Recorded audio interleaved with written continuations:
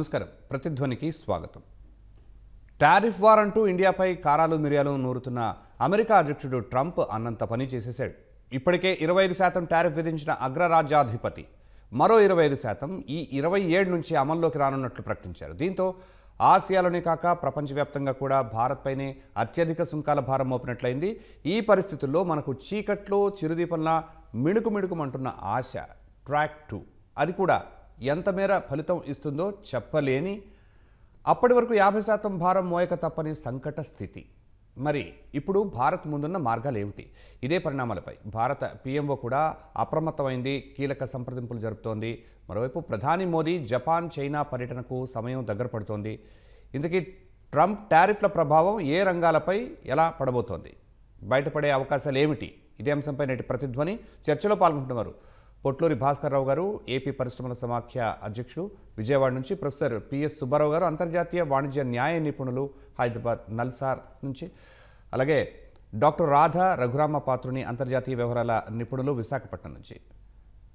ముందుగా భాస్కర్ రావు గారు, అమెరికా అధ్యక్షుడు ట్రంప్ ఇండియాపై ప్రకటించిన టారిఫ్ వార్ ఇప్పుడు 50% చేరింది. ఈ ప్రభావం దేశీయ పరిశ్రమలపై ఎలా పడబోతోంది? ముందుగా నా కో ప్యానలిస్ట్ సుబ్బారావు గారికి, రాధిక గారికి నమస్కారాలు తెలియజేస్తూ, ఇది పారిశ్రామిక రంగానికి ఒక పెద్ద విపత్కర పరిణామం. చాలా క్లిష్టతర పరిస్థితులు రాబోతున్నాయని అనిపిస్తూ ఉంది. ఎందుకంటే ఆగస్టు 7 నుంచి 25% టారిఫ్ విధించినప్పుడే చాలా important sectors, employment generated sectors ఎక్కువగా ఇంపాక్ట్ అవుతా ఉన్నాయి. మన రాష్ట్రం కనుక చూస్తే ఒక ఆక్వా ఇండస్ట్రీ కానీ, టెక్స్టైల్స్ కానీ, అట్లాగే ఈ ఆటో కాంపోనెంట్స్కి సంబంధించినవి కానీ, లెదర్ ఇండస్ట్రీ కానీ, ఇట్లా వేరియస్, అట్లాగే అగ్రో కమోడిటీస్, రైస్ ఎక్స్పోర్ట్స్ కానీ, ఇట్లాంటి మేజర్ ఎంప్లాయ్మెంట్ ఓరియంటెడ్ సెక్టార్స్ మన రాష్ట్రం నుంచి ఎక్కువగా ఎగుమతులు చేస్తూ ఉన్నాయి. ఈ రేపటి నుంచి కనుక మిగతా 25% ఇంకా ఆప్షన్ లేదు, తప్పకుండా రేపటి నుంచి అది అమలు చేస్తారని అనుకుంటున్నాను. అంటే దాదాపుగా 50% తారీఫ్స్ అన్నప్పుడు మనం కనుక చూస్తే మన దేశ ఎగుమతులు మొత్తం $485 బిలియన్, దాదాపు $87 బిలియన్, అంటే 1/5 ఆఫ్ ద ఎక్స్పోర్ట్స్ ఈ యుఎస్కే ఎక్స్పోర్ట్ అవుతా ఉన్నాయి. ఈ యుఎస్ ఎక్స్పోర్ట్ దాంట్లో కూడా కొన్ని ఎగ్జామ్షన్స్ ఇవ్వడం జరిగింది. ముఖ్యంగా బల్క్ డ్రగ్స్ కానీ, అలాగే ఆటో ఎలక్ట్రానిక్ కాంపోనెంట్స్, అట్లాంటి కొన్ని రంగాలకి ఎగ్జామ్షన్స్ ఇవ్వడం జరిగింది ఆ టారిఫ్స్ నుంచి. ఆ ఎగ్జామ్షన్స్ పోగా దాదాపు 55%, అంటే ఈ $85 బిలియన్ 55%, దాదాపు $47-48 బిలియన్ ఎక్స్పోర్ట్స్ మీద దీని ఇంపాక్ట్ పడబోతూ ఉంది. మన రాష్ట్రం కనుక చూస్తే మనం ఆక్వా నుంచే దాదాపు 20,000 కోట్ల ఎక్స్పోర్ట్స్ మన రాష్ట్రం నుంచి ఎగుమతి అవుతా ఉన్నాయి. ముఖ్యంగా ష్రింపు, అందులో మెజారిటీ ఎక్స్పోర్ట్స్ యూఎస్ఏకే వెళ్తూ ఉన్నాయి. మనకు అన్ఫార్చునేట్గా ఏమైందంటే మన రాష్ట్రం నుంచి కానీ, మన దేశం నుంచి ఎగుమతుల్లో ఎక్కువగా కాంపిటేటివ్ కంట్రీస్ ఉన్నాయి ప్రతి ఎగుమతిలోనూ. మనకి ఒక ష్రింపే తీసుకుంటే యుకేడార్ అనే కంట్రీ మనకి మేజర్ కాంపిటీటర్గా ఎప్పటి నుంచో వస్తూ ఉంది. సో వాళ్ళకేమో 10% టారిఫ్, మనకి 50% టారిఫ్ అన్నప్పుడు మన ఎక్స్పోర్ట్స్ కంప్లీట్గా అన్వైబుల్ అయిపోతాయి. అలాగే టెక్స్టైల్ సెక్టార్స్ కనుక తీసుకుంటే టెక్స్టైల్స్ అండ్ ఎపరల్లో పాకిస్తాను, వియత్నాము, బంగ్లాదేశు, ఫిలిప్పైన్స్, ఇట్లాంటి దేశాలు మనకి కాంపిటీటర్స్గా ఉన్నాయి. సో వాటికి కూడా టారిఫ్స్ చాలా తక్కువగా ఉన్నాయి. 19-20% రేంజ్లో టారిఫ్స్ విధించడం జరిగింది. సో ఈ ఇంపార్టెంట్ సెక్టార్స్ అన్నిటికీ సంబంధించి మన 50% టారిఫ్ అన్నప్పుడు ఒక ఎంటైర్ యుఎస్ టారిఫ్స్లో ఓన్లీ బ్రెజిల్ అండ్ ఇండియాకి మాత్రమే ఈ 50% టారిఫ్ అనేది విధించడం జరిగింది. సో దీని ప్రభావం గట్టిగా ఉండబోతుంది అనిపిస్తూ ఉంది. దీని మీద గవర్నమెంటు గట్టి చర్యలు తీసుకుని దీనికి సంబంధించిన కార్యాచరణ అనేది వెంటనే రూపొందించకపోతే నెక్స్ట్ 2-3 మంత్స్లో ఈ సెక్టార్స్ బాగా ఇబ్బందులు పడే పరిస్థితి ఉంది. మనం పేపర్లో చూస్తాం, ఆల్రెడీ జెమ్స్ అండ్ జ్యువెలరీలో సూరత్లో దాదాపు 1 lakh అన్ఎంప్లాయ్మెంటు జరగడం జరిగిందని చెప్తా ఉన్నారు. అట్లాగే ఈ ప్రతి సెక్టార్లోనూ ఇప్పుడు ఏంటంటే ప్రొడక్షన్ వచ్చిన దాన్ని వెంటనే వీళ్ళు ఈ 2-3 నెలల్లో మార్గం అనేది లేకపోవటం వలన ఏం చేయాలని చెప్పి ఈ వెంటనే స్టోరేజెస్ వీటికి సంబంధించి ప్రిజర్వ్ చేసుకోవాల్సిన పరిస్థితి, ప్రోడక్ట్స్ని వేర్ హౌస్లో కానీ ఇంకో రకంగా కానీ. సో వర్కింగ్ క్యాపిటల్ లిమిట్స్ కూడా బాగా ఎక్కువ అవసరం పడతాయి. రకరకాల కార్యాచరణ మేమేం చెప్తా ఉన్నామంటే వెంటనే మనకి కొన్ని ఫ్రీ ట్రేడ్ అగ్రిమెంట్స్ అనేవి జరిగినాయి. ఛాంబర్స్ తరపున మేము చాలా లెటర్స్ రాయడం జరిగింది. ముఖ్యంగా యూకే, ఆస్ట్రేలియా, ఇట్లాంటి జపాన్, వేరియస్ కంట్రీస్తో, యూఏఈ, ఇటన్నిటి కంట్రీస్తో ఫ్రీ ట్రేడ్ అగ్రిమెంట్ జరిగింది. ఓకే, దానికి సంబంధించి పూర్తి కార్యాచరణ ఇంకా రాలేదు. త్వరితగతంగా అట్లాంటివి కనుక జరిగితే మనకి వెసులుబాటు కొంత కలుగుతుంది. సుబ్బారావు గారు, ఆగస్టు 27 అర్ధరాత్రి అమలుకు ఇంకా కొద్ది సమయమే మిగిలి ఉంది. ఇప్పుడు కనిపిస్తున్న ఆశాదీపం ట్రాక్ 2. ఆ దిశగా భారత్ చేస్తున్న ప్రయత్నాలు ఏంటి? నమస్తే అండి. ట్రాక్ 2 అనేది ఒక unofficial dialogue with a group of people both from the industry నుంచి, అకాడమియా నుంచి, రిటైర్డ్ ఎంప్లాయీస్ నుంచి ఒక భారతదేశం తరఫున ఉన్న సాధక బాధకాలని రిప్రజెంట్ చేస్తూ ఒక అనఫిషియల్ గా డిస్కషన్ అనేది జరుగుతూ అఫీషియల్ మీటింగ్ జరిగేటప్పుడు వాళ్ళకి కొంత ఇన్ఫర్మేషన్ అనేది ప్రొవైడ్ చేయడం అనేది జరుగుతుంది. చాలా సమయాల్లో అంతర్జాతీయ రిలేషన్స్ లో డైరెక్ట్ గా కొన్ని చెప్పలేనప్పుడు ట్రాక్ 2 సిస్టమ్ దాకా అనఫిషియల్ పద్ధతిలో అక్కడ అఫీషియల్స్ కి మన దేశ పరిస్థితుల గురించి అర్థం చేసుకునే వారి ద్వారా ఎక్స్ప్లెయిన్ చేయడం అవుతుంది. మీకు ఉదాహరణకి 1998లో న్యూక్లియర్ టెస్ట్ జరిగిన తర్వాత ఇండియా మీద చాలా రెస్ట్రిక్షన్స్ ఇంపోజ్ చేయడం జరిగింది అమెరికా. ఆ టైంలో ట్రాక్ 2 ద్వారానే అసలు ఎందుకు జరిగింది, ఎందుకు చేయాల్సి వచ్చింది, దాని సాధక బాధకాలు ఏంటి, దాని వల్ల ఎఫెక్ట్ ఏంటి, మేము అని కొన్ని అష్యూరెన్స్లు ఇవ్వడం ద్వారా, కొంత డైలాగ్ ద్వారా దాన్ని అనేది ఆ తర్వాత అమెరికా తాలూకా యాటిట్యూడ్ ని మార్చడం అనేది జరిగింది. ఇప్పుడు ఈ ట్రంప్ టారిఫ్ విషయంలో కూడా లాస్ట్ జనవరి నుంచి కూడా ట్రాక్ 2 ద్వారా కూడా డిస్కషన్స్ అనేవి జరుగుతూ ఉన్నాయి. ఇందులో చాలా మంది అకాడమిషియన్స్ ఉన్నారు, బిజినెస్ పీపుల్ ఉన్నారు. వీళ్ళంతా వాషింగ్టన్ లో ఇండియా తరఫున రిప్రజెంట్ చేస్తూ ఇండియన్ పాలసీలను ఎక్స్ప్లెయిన్ చేస్తూ ఒక స్ట్రాటజిక్ వేలో, సపోజ్ మేలో జరిగిన కొన్ని డిస్కషన్స్ లో ఓకే మేము డిఫెన్స్ ఎక్విప్మెంట్ కొంత కొంటాము, ఇండస్ట్రియల్ ప్రొడక్ట్స్ మీద కొంత ట్యాక్స్ తగ్గిస్తాము, కొంతవరకు అగ్రికల్చర్ ప్రొడక్ట్ అనేది తీసుకుంటాము అని ఒక కొంత ముందడుగు అనేది వేయడం జరిగింది ఇండియా అమెరికా ద్వైపాక్షిక చర్చల్లో ట్రాక్ 2 ద్వారానే అనఫిషియల్ గానే కూడా.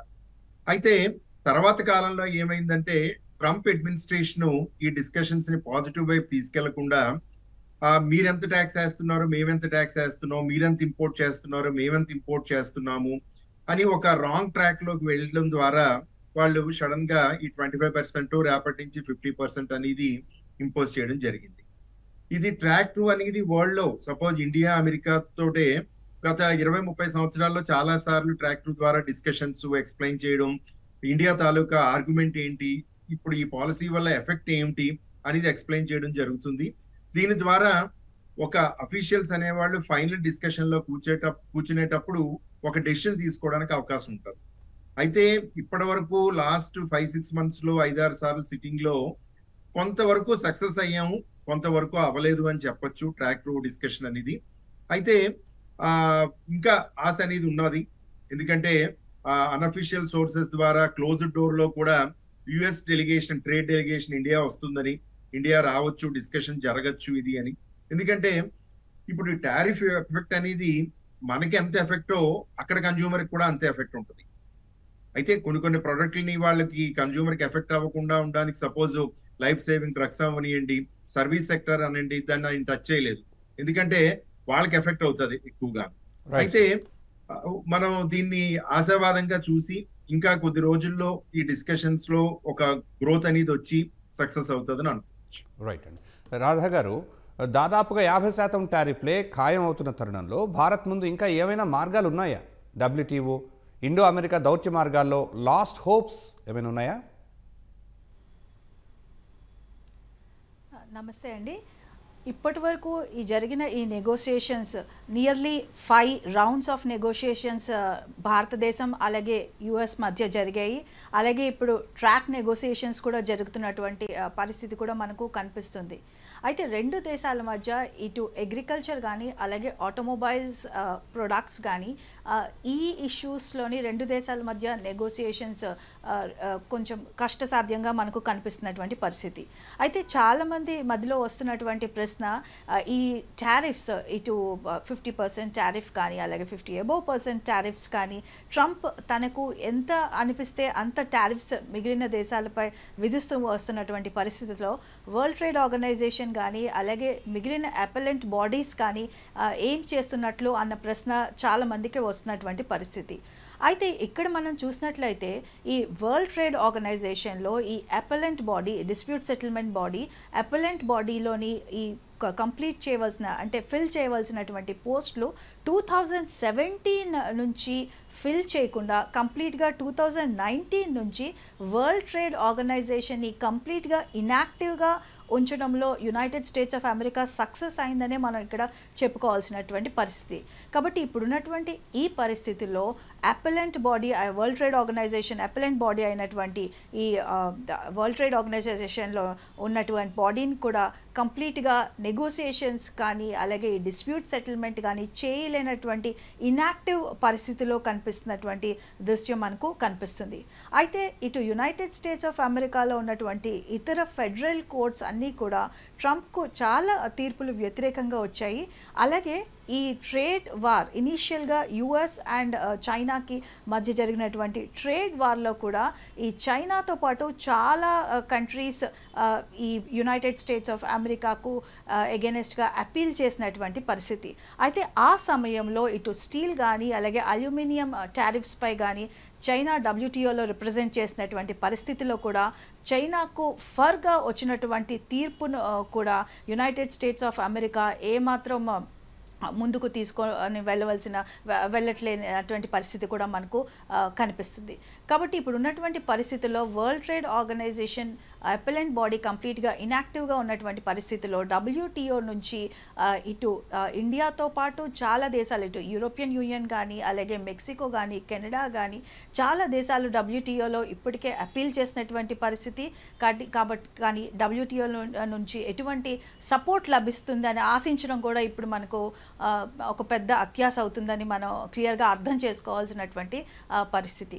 అయితే ఇటు WTO ఇన్యాక్టివ్గా ఉన్నటువంటి పరిస్థితిలో మన భారతదేశం ముందున్నటువంటి ఆప్షన్స్ అన్నీ కూడా ఒక పక్క మన నెగోసియేషన్స్ యాక్టివ్గా ఉంచుతూనే మరొక పక్క మన భారతదేశం ఇటు చైనాతో రీసెంట్గా వాంగ్లీ విజిట్ చేశారు భారతదేశాన్ని. అలాగే మన అజిత్ దోవర్ గారు కూడా ఇటు రష్యా విజిట్ చేసినటువంటి పరిస్థితి. మరికొద్ది రోజుల్లో మన ఆనరబుల్ PM గారు ఇటు జపాన్ విజిట్ చేసినటువంటి పరిస్థితి మనకు కనిపిస్తుంది. అలాగే రష్యాతో మన రిలేషన్స్ మరింత బలోపేతం అవుతున్నటువంటి పరిస్థితి కనిపిస్తుంది.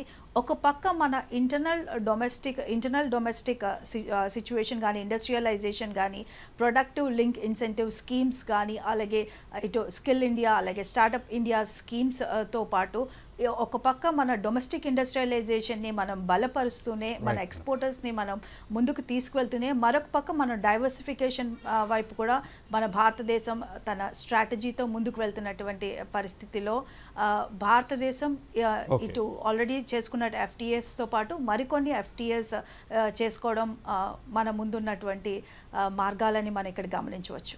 భాస్కరరావు గారు, తర్వాత అయినా అమెరికా మెత్తబడకపోతే దేశీయ పరిశ్రమలపై ఆర్థికంగా ఎంత భారం పడవచ్చు? దేశీయ వినియోగం, వోకల్ ఫర్ లోకల్ వంటివి ఎంతవరకు ఆ నష్టాన్ని భర్తీ చేయగలవు? ఇప్పుడు ఫస్ట్ 25% తరీఫ్కే రిజర్వ్ బ్యాంక్ ఒక ఎస్టిమేట్లో మన GDP 6.7% నుంచి 6.5%కి పడిపోయే ఛాన్సెస్ ఉన్నాయని చెప్పడం జరిగింది. అలాగే రేపటి నుంచి ఇంకా మిగతా 25% తరీఫ్స్ కూడా కనుక అమలు అయితే దాని ఇంపాక్ట్ దాదాపు 0.8% దాకా, అంటే 6.7 నుంచి 0.8% అంటే దాదాపు 5.9%కు మన GDP పడిపోయే అవకాశాలు ఉన్నాయి. వెంటనే గవర్నమెంట్ కొన్ని చర్యలు తీసుకోకపోతే, ముఖ్యంగా ఈ ఇందాక అనుకున్నట్టుగా ఫ్రీ ట్రేడ్ అగ్రిమెంట్స్ చాలా కంట్రీస్తో కంక్లూడ్ అయినాయి, కానీ అవి పూర్తిగా అమల్లోకి రాలా. వెంటనే మనకి మేజర్గా ఇంపాక్ట్ అయ్యే సెక్టార్స్ని డైవర్సిఫై చేయాల్సిన అవసరం ఉంది వేరియస్ కంట్రీస్కి. అలాగే ఈ ప్రిఫరెన్షియల్ ట్రేడ్ అగ్రిమెంట్ కూడా చాలా కంట్రీస్తో, సౌత్ అమెరికన్ కంట్రీస్తోనూ, చిలీ కానీ, బ్రెజిల్ కానీ, అర్జెంటీనా కానీ ఇట్లాంటి కంట్రీస్తో కూడా అగ్రిమెంట్ అవ్వటం, మనం ఆఫ్ఘనిస్తాను ఇట్లాంటి దేశాలతో, ఇవన్నీ కూడా మనం వెంటనే కంక్లూడ్ చేయాల్సిన పరిస్థితి ఉంది. ఇది కాకుండా మీరు అన్నట్టుగా వోకల్ ఫర్ లోకల్. ఒక ఎగ్జాంపుల్ చెప్తా ఉన్నా నేను. ష్రింప్స్కి సంబంధించి మాట్లాడినప్పుడల్లా ఇండస్ట్రీలో వాళ్ళు ఏం చెప్తున్నారంటే మన పర్ క్యాపిటా కన్జంప్షన్ ఇన్ ఇండియాలో 300 to 400 గ్రామ్స్ మాత్రమే ఉంది ఫర్ ఇయర్. అదే డెవలపింగ్ కంట్రీస్ కానీ డెవలప్డ్ కంట్రీస్ యావరేజ్గా కనుక తీసుకుంటే 4 to 5 kgs ఈ ష్రింప్ కన్జంప్షన్ అనేది ఉంది. సో ఇది అవేర్నెస్ క్రియేట్ చేసి పబ్లిక్లో ఒక ఇంప్రెషన్ ఉండిపోయింది. ఎప్పుడో ష్రింప్ అనగానే ఏదో కొలెస్ట్రాల్ అది ఇదని. యాక్చువల్గా it is a very good for health, protein based. తర్వాత ఇది హెల్త్కి హార్ట్కి మంచి చేస్తుంది తప్ప చెడు చేయదు. దీన్ని కనుక ప్రజల్లోకి తీసుకెళ్ళి మన కన్జంప్షన్ని 300 to 400 గ్రామ్స్ నుంచి యావరేజ్ని కనీసం 1 kgకి తీసుకెళ్ళగలిగితే ఈ 20,000 crore వర్త్ ఆఫ్ ఎక్స్పోర్ట్స్ మన కంట్రీలోనే అబ్జార్బ్ అయ్యే అవకాశాలు ఉన్నాయి. అట్లా ప్రతి ప్రోడక్ట్కి సంబంధించి వెంటనే స్ట్రాటజీస్ చేయాల్సిన అవసరం ఉంది. ముఖ్యంగా ఏంటంటే ఈ ఎన్నో కంట్రీస్, ఇప్పుడు నిన్న రష్యన్ కంట్రీ వాళ్ళు ఏమంటున్నారంటే మీరు ఏదైనా ప్రోడక్ట్లో కనుక స్టక్అప్ అయ్యి మాకు ఈ రిక్వైర్మెంట్స్ ఉంటే మేము తప్పకోకుండా మీకు హెల్పింగ్ హ్యాండ్ ఇస్తాము, మేము కూడా ఇంపోర్ట్ చేసుకుంటాం అని చెప్పడం జరుగుతూ ఉంది. ఇది ఇమ్మీడియట్గా గవర్నమెంటు ప్రతి ప్రోడక్ట్ లైను, ఈ ఎక్స్పోర్ట్ లైన్స్కి సంబంధించి టాస్క్ ఫోర్స్ ఒకటి క్రియేట్ చేసి స్టేట్ గవర్నమెంట్ లెవెల్లోను సెంట్రల్ గవర్నమెంట్లోను ఒక టాస్క్ ఫోర్స్ క్రియేట్ చేసి ఇండియాలో కన్జంప్షన్ పెంచడం ఒకటి. రెండోది ఏంటంటే అమెరికా మీదే ఆధారపడుకోకుండా మనం డైవర్సిఫై చేసుకోవాల్సిన అవసరం ఉంది. ఇది ఒక అద్భుతమైన అవకాశం. ఇట్లాంటి తరుణంలోనే త్వరితంగా చర్యలు తీసుకుని ఆ ప్రయత్నాలు చేస్తే ఈలోపు అమెరికా డెఫినెట్గా 3-4 నెలల్లో దిగి వస్తుందని మా నమ్మకం. వాళ్ళకు కూడా ఏంటంటే ఈ టరిఫ్స్ వలన మెయిన్గా ఇంపాక్ట్ అయ్యేది అక్కడ ఉన్న కన్జ్యూమర్సే. సో దాని ఇంపాక్ట్ 3-4 నెలల్లో తెలిసేలోపు ఆ గవర్నమెంట్ దిగి రావాలి. ఈలోపు ఏంటంటే ఇక్కడ ఇండస్ట్రీస్ అతలాకుతలం కాకుండా గవర్నమెంట్ వెంటనే రకరకాల చర్యలు తీసుకోవాలి. రైట్. సుబ్బారావు గారు, ఇప్పటి వరకు జరుగుతున్న పరిణామాలను బట్టి చూస్తే మీ పరిశీలన మేరకు అమెరికా టారిఫ్ల ప్రభావాన్ని ఎదుర్కోవటానికి భారతదేశం ముందు ఉన్న ప్రత్యామ్నాయాలు ఏంటి? భారతదేశం ఇప్పుడే భాస్కర్ రావు గారు చెప్పినట్టు free trade agreements already India, UK తోటి, సమ్ యూరోపియన్ కంట్రీస్ తోటి డిస్కషన్ లో ఉంది. అయితే దాన్ని ఇమీడియట్ గా ఇంప్లిమెంట్ చేసి ఎక్స్పోర్ట్ చేసేటట్టు అనేది ఉండాలి. అది ఒక ముఖ్యమైనటువంటి ఇది. అయితే ఇండియాలో చెప్పినట్టు వోకల్ ఫర్ లోకల్ అని, తర్వాత రీసెంట్ గా జిఎస్టీ కన్సెషన్ అనేది రిడక్షన్ అనేది గవర్నమెంట్ మొన్న ఇండిపెండెన్స్ డే నాడు ప్రైమ్ మినిస్టర్ మోడీ గారు అనౌన్స్ చేశారు. దీపావళి కానుకగా జిఎస్టీని తగ్గిస్తాము, 2 స్లాబుల్లోనే 5 to 18 వరకే ఉంటుంది అని. ఇది ఒక శుభ పరిణామం. ఎందుకంటే దీనివల్ల ఇన్లాండ్ లో కాస్ట్ ఆఫ్ ప్రొడక్షన్ అనేది, సేల్ ప్రైస్ అనేది తగ్గుతుంది. దీనివల్ల ఎక్స్పోర్ట్ చేయడానికి కూడా కొంత అవకాశం ఉంటుంది. Second, vocal for local, Bhaskar Rao గారు అన్నట్టు అది గవర్నమెంట్ అనేది కొన్ని స్టెప్స్ అనేది తీసుకుంటూ సెటన్ కన్సెషన్స్ అనేది ఇస్తూ, పర్టికులర్ గా ఈ ట్రంప్ దీనిలో ఎఫెక్ట్ అయిన ఇండస్ట్రీకి ఒక ఇంపోర్ట్ సబ్స్టిట్యూషన్ స్ట్రాటజీ అనేది దాన్ని డెవలప్ చేసి మన ఇంపోర్ట్స్ ని తగ్గించుకుంటూ ఎక్స్పోర్ట్స్ ని పెరిగేటట్టు ఒక పాలసీని ఇచ్చేయడం, ఎక్స్పోర్ట్ ఇన్సెంటివ్స్ అనేది క్రియేట్ చేయడం, ఇండైరెక్ట్ ఎక్స్పోర్ట్స్ అనేది చేయడం. ఇండైరెక్ట్ ఎక్స్పోర్ట్ అంటే ఎక్స్పోర్ట్ త్రూ ఏషియన్ కంట్రీస్ లేకపోతే ఆఫ్రికన్ కంట్రీస్ ద్వారా రీడైరెక్ట్ ఎక్స్పోర్ట్ అనేది చేయడం. తర్వాత జిఎస్టీ రిఫండ్స్, జిఎస్టీ కన్సెషన్, తర్వాత rationalisation, reserve bank of India కొంత ఇన్వాల్వ్ అయ్యి ఇంట్రెస్ట్ రేట్ అనేది కొంత కన్సెషన్ ఇవ్వడం, తర్వాత ఎక్స్పోర్ట్ ఇన్సెంటివ్స్. ఈ రకంగా కొన్ని ఇమీడియట్ స్టెప్స్ గవర్నమెంట్ చేతిలో ఉన్నవి తీసుకోవడం ద్వారా ఎక్స్పోర్ట్స్ ని సపోర్ట్ చేస్తూ, ఎందుకంటే 50% టారిఫ్ అంటే కంపారిటివ్ గా మిగతా కంట్రీస్ మీద 15-20 ఉంటే ద డిఫరెన్స్ 30% మేకప్ చేయడం అనేది చాలా అంత సులభం కాదు. అయితే అట్లీస్ట్ గవర్నమెంట్ ఒక 15-20% వరకు డిఫరెంట్ వేస్ ద్వారా ఇండస్ట్రీకి సపోర్ట్ చేస్తే ఇండస్ట్రీ అనేది కొలాప్స్ అవ్వకుండా, ఎందుకంటే ఇప్పుడు ఎప్పుడైతే సేల్ అనేది లేదో ఆటోమేటిక్ గా ప్రొడక్షన్ అనేది తగ్గిపోతుంది. ప్రొడక్షన్ అనేది తగ్గిపోగానే అన్ఎంప్లాయ్మెంట్ పెరుగుతుంది, ఇండస్ట్రియల్ అన్రెస్ట్ అనేది వస్తుంది. ఆల్రెడీ మనం ఇంచుమించు 7% అన్ఎంప్లాయ్మెంట్ రేట్ లో ఉన్నాము. ఇంకొక సెక్టార్ నుంచి కొన్ని లక్షల మంది అన్ఎంప్లాయీస్ జరిగి అది ఎఫెక్ట్ ఎకానమీ మీద పడే కన్నా గవర్నమెంట్ ఈ ఆల్టర్నేటివ్ స్టెప్స్ తీసుకోవడం ద్వారా మన ఎకానమీని బూస్టప్ చేయడం ఒక రకంగా. ఇప్పుడు మోడీస్ కానీ, స్టాండ్ అండ్ పూర్ కానీ, ఎకనామిక్ టైమ్స్ అన్ని రిపోర్ట్స్ కూడా 0.2 నుంచి 0.8 వరకు ఎఫెక్ట్ ఉండొచ్చు ఇప్పుడు ఈ 50% కానీ చేస్తే జీడిపిలో ఉండొచ్చు అని అంటున్నారు. ఇప్పుడు ఇది చాలా పెద్ద ఎఫెక్ట్ వస్తుంది. కాబట్టి దీనికి ఆల్టర్నేటివ్ గా అదృష్టం కొద్దీ 2 ఇంపార్టెంట్ స్టెప్స్ ఈ రీసెంట్ గా గవర్నమెంట్ తీసుకోవడం జరిగింది. జిఎస్టి ఒకటి, వోకల్ ఫర్ లోకల్.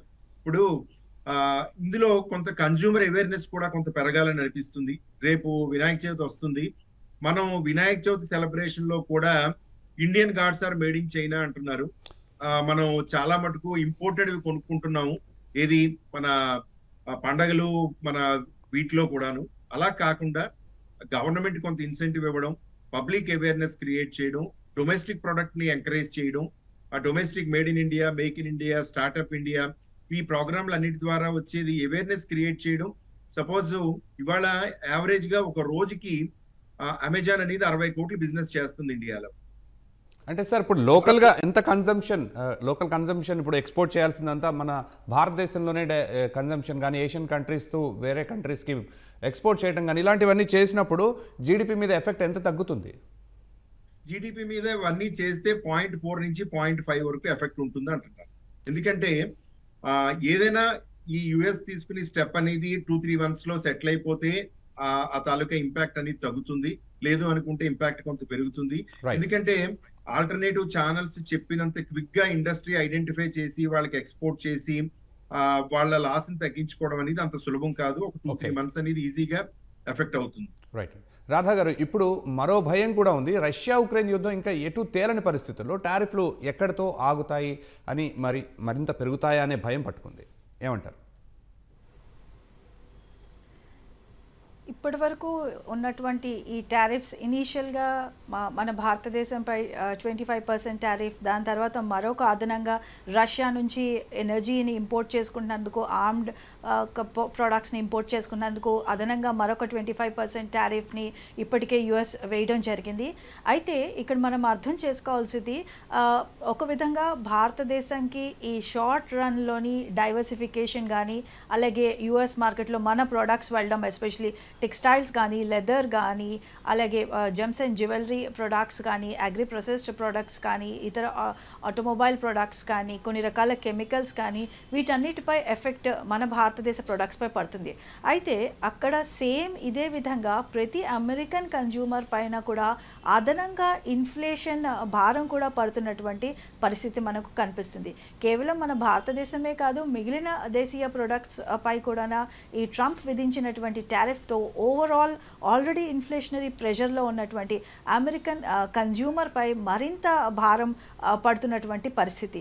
కాబట్టి ఇది లాంగ్ రన్లో అమెరికన్ ఎకానమీ కానీ, అలాగే అమెరికన్ ఇన్ఫ్లేషన్ కానీ మరింత పెద్దదిగా అయ్యే అవకాశం మనకు ఇక్కడ కనిపిస్తున్నటువంటి పరిస్థితిలో మరింత అదనపు టారిఫ్స్ వేసినట్లయితే ట్రంప్ కంప్లీట్గా తన ఎకానమీని తనే కొలాప్స్ చేసుకునే విధంగా ముందుకు వెళ్తున్నాడు అనడంలో ఎటువంటి సందేహం లేదు. కాబట్టి ఇప్పుడున్నటువంటి ఈ టారిఫ్స్, అలాగే ఈ టారిఫ్ వార్ ట్రంప్ ఏదైతే స్టార్ట్ చేశారో మరి ఒక షార్ట్ లివ్డ్, మరి కొద్ది నెలల్లో ముగుస్తుందనే మనం ఇక్కడ ఆశించాలి. బికాస్ ఒక నార్మల్ అమెరికన్ కన్జ్యూమర్ పై అదనపు భారం పడుతుంది. దీనికి అనుగుణంగానే మనం ఇప్పుడు చూసినటువంటి పరిస్థితిలో ఇటు యుఎస్లో కంప్లీట్గా చాలా అన్రెస్ట్, అలాగే యుఎస్లో ఎవ్రీడే ర్యాలీస్ జరుగుతున్నటువంటి పరిస్థితి, అలాగే చాలామంది ఫెడరల్ కోర్ట్స్ కూడా వెళ్తున్నటువంటి పరిస్థితి, అలాగే ఈ టారిఫ్స్ పై more than nearly 150 countries or plus అదనంగా మరికొన్ని కంట్రీస్ కూడా వరల్డ్ ట్రేడ్ ఆర్గనైజేషన్లో పెండింగ్ ఉన్నటువంటి కేసెస్ కూడా మనకు కనిపిస్తున్నటువంటి ఈ పరిస్థితిలో ఈ మరింత టారిఫ్ భారం ట్రంప్ భారతదేశంపై కానీ, అలాగే మరికొన్ని దేశాలపై కానీ వేసే పరిస్థితి ఇంటర్నల్గా అమెరికన్ ఎకానమీ బేర్ చేయలేనటువంటి పరిస్థితిలో ఉందని మనం ఇక్కడ గమనించవచ్చు. భాస్కర్రావు గారు, మన 2 తెలుగు రాష్ట్రాలను తీసుకుంటే 50% టారిఫ్ వల్ల ఏ రంగాలు ఎక్కువగా ప్రభావితం కావచ్చు? ఆర్థికంగా, ఉపాధి పరంగా ఎలాంటి ప్రభావం ఉండొచ్చు అంటారు? అన్ఫార్చునేట్గా ఈ 2 రాష్ట్రాల నుంచి ఎగుమతి చేసే అన్ని ఉత్పత్తుల్లోనూ ఈ లేబర్ ఇంటెన్సివ్ ఇండస్ట్రీస్, ఇందాక మనం అనుకున్నట్టుగా యాక్వా ఇండస్ట్రీ కనుక తీసుకుంటే దాదాపు 4 లక్షల ఎకరాల్లో మనకి ఇక్కడ యాక్వా అనేది జరుగుతూ ఉంది. దాదాపు 7 లక్షల టన్నుల ఉత్పత్తి, 20,000 కోట్ల ఎక్స్పోర్ట్స్. వీటిల్లో ఈ ప్రాసెసింగ్ ఇండస్ట్రీలోనే కాకుండా ముఖ్యంగా యాక్వా ఫార్మర్స్, ఆల్రెడీ ఫార్మర్స్కి చాలా దే ఆర్ ఫీలింగ్ పించ్ అనమాట. చాలా విపత్కర పరిస్థితిలో ఉన్నామని చెప్పి ఈ మధ్య గవర్నమెంట్ కూడా రిప్రజెంటేషన్ చేయడం జరుగుతూ ఉంది. రేపటి నుంచి 50% ఉన్నప్పుడు ఇంకా అతలాకుతలమయ్యే అవకాశం ఉంది. ఇది కాకుండా మనం చూస్తే ఒక టెక్స్టైల్ స్పిన్నింగ్ మిల్సే విజయవాడ దగ్గరలో మనకి ఈ తెలంగాణలో కానీ ఇక్కడ కానీ దాదాపు 100 స్పిన్నింగ్ మిల్స్ ఉన్నాయి. మన రాష్ట్రంలోనే 60 స్పిన్నింగ్ మిల్స్ ఉన్నాయి. వీటితో పాటుగా ఎపరల్ ఇండస్ట్రీస్, ఎపరల్ ప్రొడ్యూస్ చేసే కూడా చాలా యూనిట్స్ ఉన్నాయి. వీటిలో కూడా మెజారిటీ ఎగుమతులన్నీ అమెరికా వైపే వెళ్తూ ఉన్నాయి. ఒక అగ్రికల్చర్గా తీసుకుంటే ఒక గర్కిన్స్, అనంతపురం డిస్టిక్లో గర్కిన్స్ దాదాపు 6000 ఏకర్స్లో గర్కిన్స్ ప్రొడ్యూస్ చేస్తూ ఉంటారు. అది కూడా మెజారిటీ ఎక్స్పోర్ట్స్ యూఎస్కి వెళ్తూ ఉన్నాయి. ఇట్లా తీసుకుంటా వెళ్తే మనకి ఆటో కాంపోనెంట్స్ కానీ, అట్లాగే గుంటూరు నుంచి స్పైసెస్ కానీ, ఇవన్నీ కూడా మేజర్గా కొన్ని లెదర్ ఇండస్ట్రీ పెద్దగా మనకి లెదర్ పరిశ్రమ లేకపోయినా ఉన్నంతలో అవి కూడా ఎక్స్పోర్ట్స్, లెదర్ ఎక్స్పోర్ట్స్ కానీ ఇవన్నీ జరుగుతూ ఉన్నాయి. అలాగే రైస్ ఎక్స్పోర్ట్స్ ఇందాక అనుకున్నట్టు ఇవన్నీ కూడా లేబర్ ఇంటెన్సివ్ ఇండస్ట్రీస్. దాదాపు నా లెక్కలో అయితే ఒక 7-8 లక్షల మంది ఈ రంగాల్లో పనిచేస్తూ ఉంటారు. వీటన్నిటికీ కూడా ఒక ఇంపాక్ట్ అనేది తప్పదు. సో దీన్ని త్వరితంగా అదే ఇందాక అనుకున్నట్టుగా స్టేట్ గవర్నమెంట్ కానీ సెంట్రల్ గవర్నమెంట్ కానీ వెంటనే ఈ రంగాలకు సంబంధించి కాటన్ ఇండస్ట్రీకి సంబంధించి ఒక వెసులుబాటు ఆల్రెడీ యూనియన్ గవర్నమెంట్ ఇచ్చింది ఒక వారం రోజుల కిందట. ఏంటంటే రా మెటీరియల్ ఇంపోర్ట్స్ మీద 11% ఇంపోర్టెడ్ డ్యూటీ ఉంటే దాన్ని తొలగించారు, ఈ ఇండస్ట్రీని కొంత ఆదుకుందామని. అట్లా ప్రతి రంగానికి సంబంధించి ఏ రకంగా వెసులుబాటు చేయాలి, ముఖ్యంగా ఏంటంటే ఈ అన్ని ఇండస్ట్రీస్ కూడా ఎంఎస్ఎంఈ ఇండస్ట్రీస్. ఈ ఎంఎస్ఎంఈ ఇండస్ట్రీస్ అన్నప్పుడు ఇదన్నీ డిస్ట్రిబ్యూటెడ్గా ఉంటాయి, స్టేట్ అంతా అన్ని ప్రాంతాలకి సంబంధించినవి. సో అన్ని రంగాలు ఇబ్బందికర పరిస్థితిలోకి వెళ్తాయి. రైట్ అండి. సుబ్బారావు గారు, ఇటీవల ఆగస్టు 15 స్పీచ్లో ప్రధానమంత్రి మోదీ దేశీయ వినియోగం పెంపే లక్ష్యంగా జీఎస్టీని కూడా సరళీకరిస్తామన్నారు. స్వదేశీ పిలుపు దీర్ఘకాలంలో ఎలాంటి మేలు చేయొచ్చు? తప్పకుండా మేలు చేస్తుంది సార్. ఎందుకంటే ఇంతకు ముందు కూడా ఇంపోర్ట్ సబ్స్టిట్యూషన్ ఇండస్ట్రియలైజేషన్ పాలసీ అనేది ఉండేది. ఏదైనా ప్రొడక్ట్ ఇంపోర్ట్ చేసుకోవడానికి కొన్ని రెస్ట్రిక్షన్స్, ఎందుకంటే ప్రొటెక్షన్ పాలసీ అనేది ఉండకూడదు, డెవలపింగ్ కంట్రీ లిబరలైజేషన్ అని చెప్తున్నా అమెరికా లాంటి డెవలప్డ్ కంట్రీయే ప్రొటెక్షన్ పాలసీ అని చెప్పి వాళ్ళ ఇండస్ట్రీని టారిఫ్లు పెట్టి ప్రొటెక్ట్ చేసేటప్పుడు డొమెస్టిక్ ఇండస్ట్రీని ప్రొటెక్ట్ చేయడంలో తప్పు లేదు. అయితే ఇక్కడ 2 విషయాలు. ఒకటి జిఎస్టీ, ఇంతకుముందు చెప్పినట్టు జిఎస్టీ తగ్గడం వల్ల ఇవాళ ఒక మిడిల్ ఇన్కమ్ గ్రూప్ ఉద్యోగి మీరు తీసుకుంటే ఇప్పుడు కొన్ని జిఎస్టీలు అప్ టు 28% వరకు ఉన్నాయి. ఇవాళ 30% ఇన్కమ్ ట్యాక్స్, 28% జిఎస్టీ, 1.2% సర్చార్జ్, మొత్తం మీద 60% 100 రూపాయలు ఎర్న్ చేస్తే గవర్నమెంట్కి వెళ్తుంది. ఇవాళ దాన్ని ఒక 10% వరకు 15% వరకు కొన్ని ఐటమ్స్ లో జిఎస్టీని తగ్గించడం ద్వారా ఒక డిస్పోజల్ ఇన్కమ్ అనేది కన్జ్యూమర్ దగ్గర పెరుగుతుంది. దానివల్ల ఆటోమేటిక్ గా కొన్ని ప్రొడక్ట్స్ అనేది కొనడానికి అవకాశం ఉంటుంది.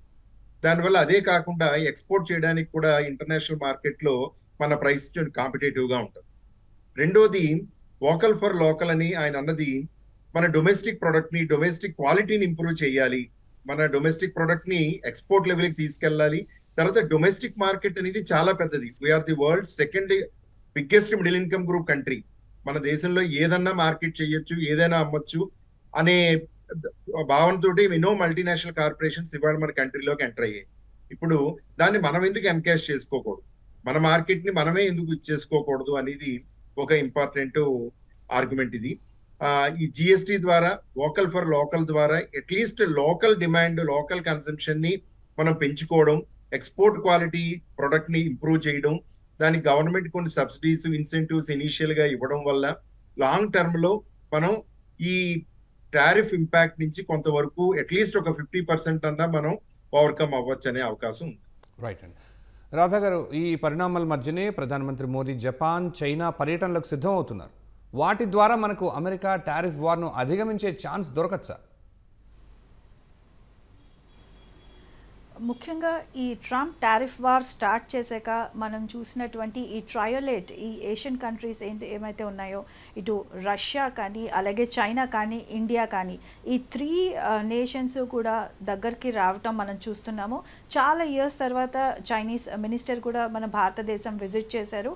అలాగే అలస్కాలో ఇటు రష్యా అలాగే యుఎస్ మధ్య జరిగిన మీటింగ్లో కూడా ఈ పుతిన్ కూడా ఇటు చైనా కోసం అలాగే భారతదేశం కోసం ప్రస్తావించినట్లు అంశాలు మన ముందుకు వచ్చాయి. కాబట్టి ఈ 3 దేశాల్లో కాకుండా ఇటు జపాన్ వంటి దేశాలు మొత్తం ఏషియన్ ఎకానమీస్ అన్నీ కూడా ఒక లైన్లోకి వచ్చి they are trying to withstand and they are trying to confront western dominated economic system అని ఇక్కడ మనం అర్థం చేసుకోవచ్చు. కాబట్టి ఇటు ఈ 3 నేషన్స్ యునైటెడ్గా ఉన్నాయి. దీంతోపాటు మిగిలిన ఏషియన్ మార్కెట్స్ అన్నీ కనుక యునైట్ అయితే ఇటు వెస్టర్న్ ట్రంప్ తీసుకున్నటువంటి ఈ టారిఫ్ పాలసీ ఇనిషియేటివ్స్ని కానీ అలాగే మరీ ముఖ్యంగా ఇంటర్నేషనల్ ఆర్గనైజేషన్స్ ఇందాక చెప్పుకున్నట్టు వరల్డ్ ట్రేడ్ ఆర్గనైజేషన్స్ వంటి లేదంటే అంటాడ్ కానీ యునైటెడ్ నేషన్స్ ఆర్గనైజేషన్ కానీ యుఎన్ సెక్యూరిటీ కౌన్సిల్ కానీ రిఫార్మ్స్కి సమయం దగ్గర పడిందని మనందరూ అర్థం చేసుకోవచ్చు. కాబట్టి మన భారతదేశం ఒక పక్క మిగిలిన ఏషియన్ ఎకానమీస్తో కలిసి ఎఫ్టీఏ డీల్స్ కానీ అలాగే మిగిలిన సెక్యూరిటీ అగ్రిమెంట్స్ కానీ ట్రేడ్ డీల్స్ కానీ కుదుర్చుకుంటూనే మరొక పక్క ఇంటర్నేషనల్గా కూడా ఈ ఇంటర్నేషనల్ వరల్డ్ ట్రేడ్ ఆర్గనైజేషన్స్ వంటి అంతర్జాతీయ సంస్థల యొక్క రిఫార్మ్స్ కూడా ఇటు ఏషియన్ ఎకానమీస్ ఇటు చైనా కానీ లేదంటే రష్యా కానీ మిగిలిన ఏషియన్ కంట్రీస్ని కూడా తోడు తీసుకొని ఈ రిఫార్మ్స్ కోసం కూడా కృషి చేయవలసినటువంటి అవసరం మనకు ఇక్కడ కనిపిస్తుంది. Because WTO UN security council revival జరిగితేనే ఇటు ఈ టారిఫ్ పాలసీ వంటి ఫ్యూచర్లో వచ్చినటువంటి పాలసీస్ని కూడా అన్నిటినీ కూడా చేంజ్ చేయడానికి అలాగే డెవలపింగ్ ఎకానమీస్ యొక్క వాయిస్ని ఇంటర్నేషనల్ ప్లాట్ఫామ్స్పై వినిపించడానికి ఒక ఆస్కారం ఉంటుంది. కాబట్టి భారతదేశం కంప్లీట్గా తన కృషి భారతదేశంలో ఉన్నటువంటి ఎక్స్పోర్ట్స్ అలాగే మన ఎకానమీ కోసమే కాకుండా ఇతర developing economies emerging market economies voice కూడా అంతర్జాతీయ ప్లాట్ఫామ్స్ కానీ లేదా ఈ బ్రిక్స్ వంటి సమిట్ అగ్రిమెంట్స్ పైన కూడా కృషి చేస్తున్నటువంటి పరిస్థితి మనకు కనిపిస్తుంది. కాబట్టి ఇప్పుడు ఉన్నటువంటి పరిస్థితుల్లో అతి త్వరలో బ్రిక్స్ కరెన్సీ కూడా లాంచ్ అయినటువంటి పరిస్థితిలో మొత్తం యుఎస్ టారిఫ్ పాలసీని రివైవల్ చేసుకోవాల్సిన ఆవశ్యకత కూడా మనకు కనిపిస్తుంది. రైట్ అండి. భాస్కర్రావు గారు, సుంకాల దెబ్బకు అమెరికాతో ట్రేడ్ డీల్ కుదరకపోవటము ఓ కారణం. దానిపై ఇరు దేశాల మధ్య ఎక్కడ చిక్కుముడి పడింది? అది పరిష్కారం అయ్యే అవకాశాలు ఏమైనా ఉన్నాయా?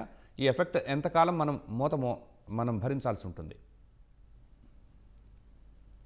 అసలు ఈ ట్రంప్ ఈ టరీఫ్ వారు తీసుకురావడానికి ముఖ్య కారణం ఏంటంటే ఇతర దేశాలు అమెరికాకి ఎక్స్పోర్ట్ చేసేటప్పుడు మా ఇంపోర్ట్ టరీఫ్ చాలా తక్కువగా ఉన్నాయి, అలాగే మా ప్రోడక్ట్స్ని మీకు ఎక్స్పోర్ట్ చేస్తున్నప్పుడు ఆ కంట్రీస్ అన్నీ రెసిప్రొకేట్ చేయట్లేదు, ఇంపోర్ట్ టరీఫ్స్ ఎక్కువగా విధిస్తున్నారు, అలాగే బైలేటరల్ ట్రేడ్లో కూడా చాలా గ్యాప్ ఎక్కువ ఉంది అని చెప్పి స్టార్ట్ చేయడం జరిగింది.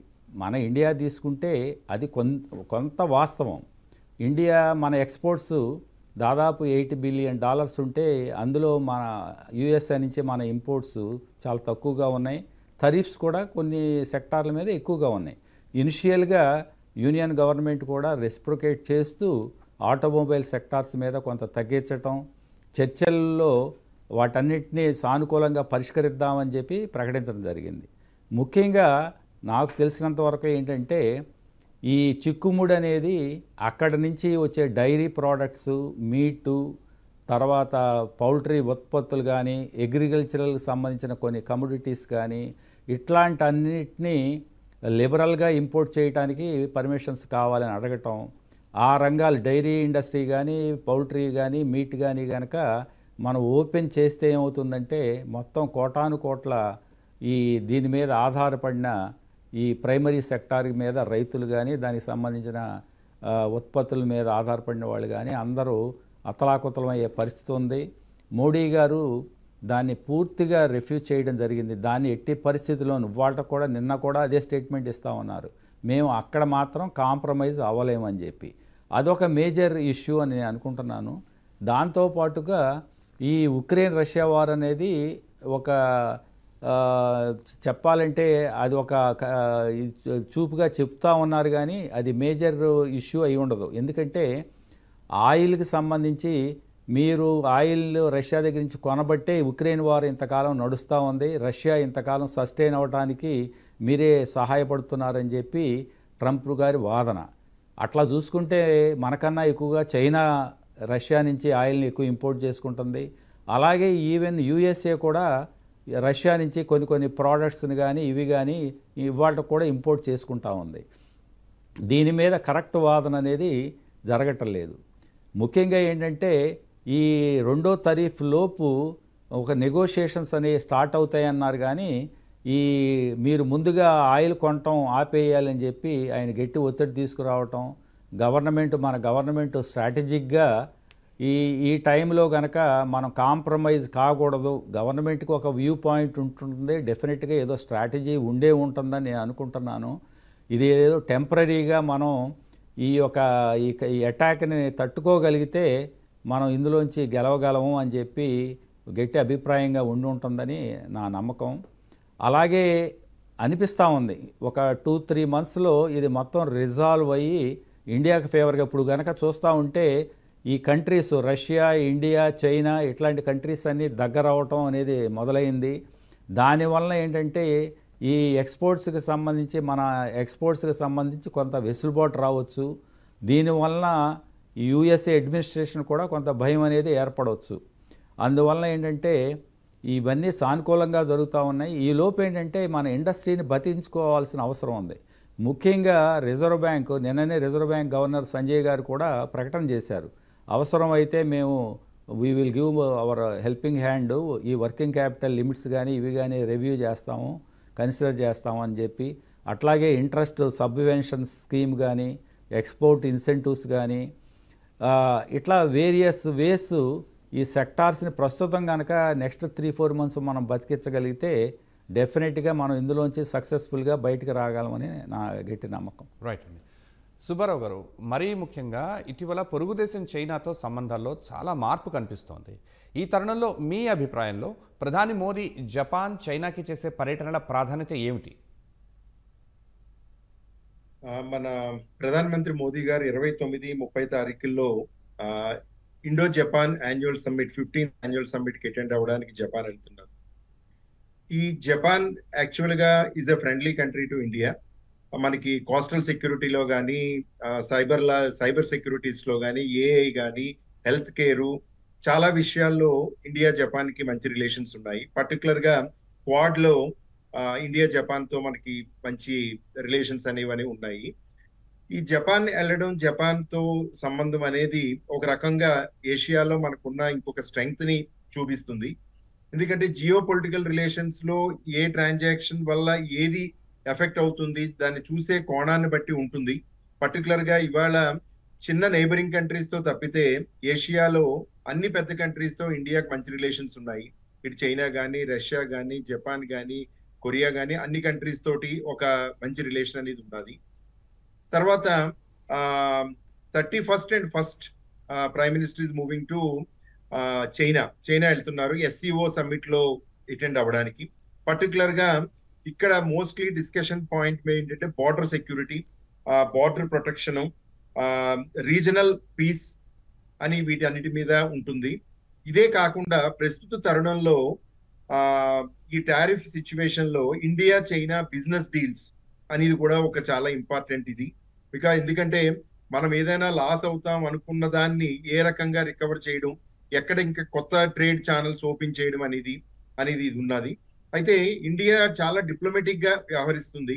ఎందుకంటే ఒక ముఖ్యమైన రీజన్ ఏంటి అంటే అమెరికా ప్రతి దగ్గర ట్రంప్ గారు చెప్పింది ఏంటంటే ఇండియా ఆయిల్ కొనడం వల్ల రష్యా యుక్రెయిన్ వార్ కంటిన్యూ అవుతుంది. కానీ అది అబద్ధం.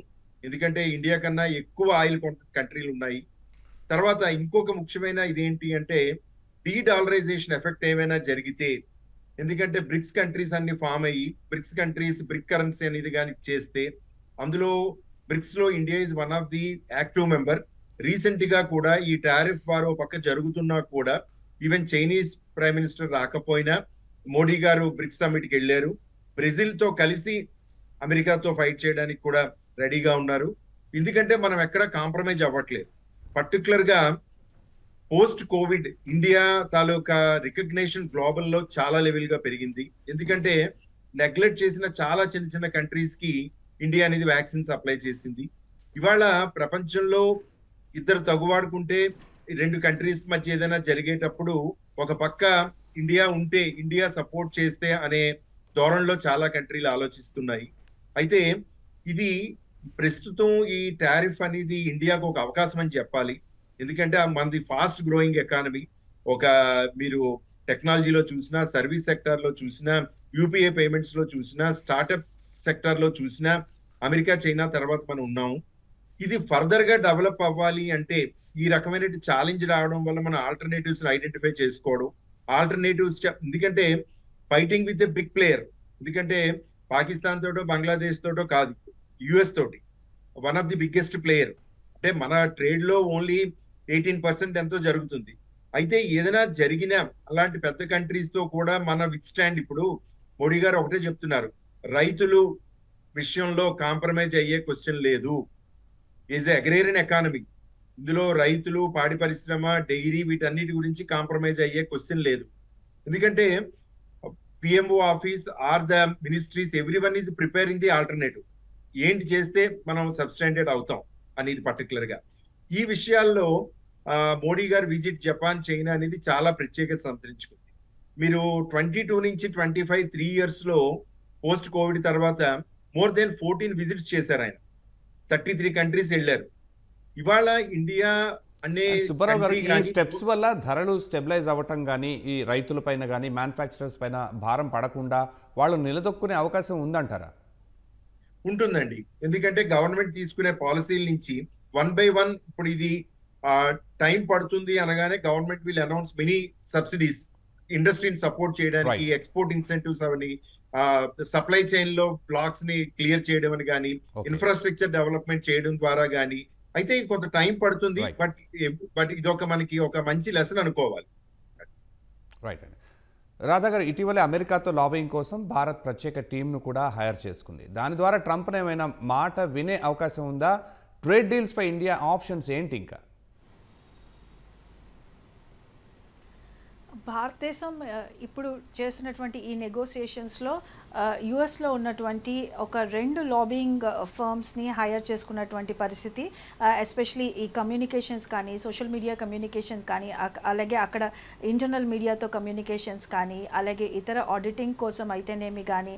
సో కంప్లీట్గా అక్కడ టీమ్కి అక్కడ ఇంటర్నల్ సినారియోస్ తెలుసు. అలాగే మన భారతదేశం నుంచి మనం లాబింగ్ చేద్దాము, అలాగే మనం నెగోషియేషన్స్ టేబుల్పై తీసుకెళ్దామన్న పాయింట్స్ అన్నీ కూడా ఈ టీమ్స్ ద్వారా క్లియర్గా నెగోసియేషన్స్ టేబుల్పై ఇటు ట్రంప్ టీంతో, యుఎస్ టీంతో నెగోషియేట్ చేసినటువంటి పరిస్థితి మనకు కనిపిస్తుంది. అయితే ఈ టారిఫ్ డీల్స్ ఇప్పుడున్నటువంటి ఈ పరిస్థితుల్లో ఈ టారిఫ్ డీల్స్ ఎస్పెషలీ భారతదేశం తన ఇంటర్నల్ ఇటు ఫార్మర్స్ అయితేనేమి కానీ, అలాగే అగ్రికల్చర్ సెక్టర్, అలాగే అగ్రికల్చర్ ప్రాసెసింగ్ సెక్టర్లోని ఎటువంటి ట్రంప్ చేసినటువంటి ప్రత్యేక టారిఫ్స్ని కానీ అంగీకరించినటువంటి పరిస్థితి కూడా మనకు కనిపిస్తుంది. బికాస్ ఆల్వేస్ ఇటు ఫార్మర్స్ ఇంట్రెస్ట్ కానీ, అలాగే domestic production, domestic industries interest కానీ కంప్లీట్గా భారతదేశం ముందుకు తీసుకెళ్తున్నటువంటి పరిస్థితి మనకు కనిపిస్తుంది. కాబట్టి ఇటు భారతదేశం అలాగే ఇటు యునైటెడ్ స్టేట్స్ ఆఫ్ అమెరికా రెండు కూడా ఈ అగ్రికల్చర్ సెక్టర్ ఒకటి క్రూషియల్గా కనిపిస్తుంది, అలాగే ఆటోమొబైల్ సెక్టర్ మరొకటి క్రూషియల్గా కనిపిస్తుంది. కాబట్టి ఈ రెండు దగ్గర ఈ నెగోసియేషన్స్ కుదరకపోవడంతో ఇప్పుడున్నటువంటి నెగోసియేషన్స్లో మరి కొంత డిలే మనకు కనిపించినటువంటి పరిస్థితి. అలాగే భారతదేశం ఒక పక్క యుఎస్తో ఈ ట్రేడ్ డీల్స్, ఈ నెగోసియేషన్స్ చేస్తూనే ఇతర మార్కెట్స్తో ఈ ఎర్లీ హార్వెస్ట్ స్కీమ్స్ కానీ, లేదంటే ఈ పీటీఏ అగ్రిమెంట్స్ పైన కూడా కంప్లీట్గా డైనమిక్గా ముందుకు వెళ్తున్నటువంటి పరిస్థితి కూడా మనకు కనిపిస్తుంది. కాబట్టి ఇప్పుడు ఉన్నటువంటి ఈ సినారియోలో ఇదంతా షార్ట్ లివ్డ్ అని మనం ఆలోచన చేయొచ్చు. బికాస్ ఆల్రెడీ 2008 క్రైసిస్ అయితేనేమి కానీ, అలాగే కోవిడ్ క్రైసిస్ అయితేనేమి కానీ దీనికన్నా పెద్ద క్రైసిస్ మన భారతదేశం ఉన్నటువంటి ఇంటర్నల్ డొమెస్టిక్ డిమాండ్తో అలాగే భారతదేశంలో ఉన్నటువంటి హ్యూజ్ కన్జ్యూమర్ బేస్డ్ మార్కెట్లో తట్టుకొని ఉన్నటువంటి పరిస్థితి కూడా మనకు కనిపిస్తుంది. అయితే ముఖ్యంగా ఒక పక్క ఈ ట్రేడ్ నెగోసియేషన్స్ డీల్స్ జరుపుతూనే ఇంటర్నల్గా భారతదేశంలో మనకు ఉన్నటువంటి ఈ ప్రొడక్టివిటీ పెంచుకునే అవకాశం కానీ అలాగే లాజిస్టిక్స్ సప్లై చైన్ లాజిస్టిక్స్ అలాగే ఇన్ఫ్రాస్ట్రక్చర్ వంటి రంగాల్లో ఉన్నటువంటి లూప్ హోల్స్ని సరిదిద్దుకోవడంతో పాటు రీసెంట్గా మరొక పక్క భారతదేశం ఇటు రష్యా కానీ అలాగే బంగ్లాదేశ్ కానీ అలాగే చైనా కానీ ఒక పైప్ లైన్ కన్స్ట్రక్షన్ చేపట్టినటువంటి పరిస్థితి మనకు కనిపిస్తుంది.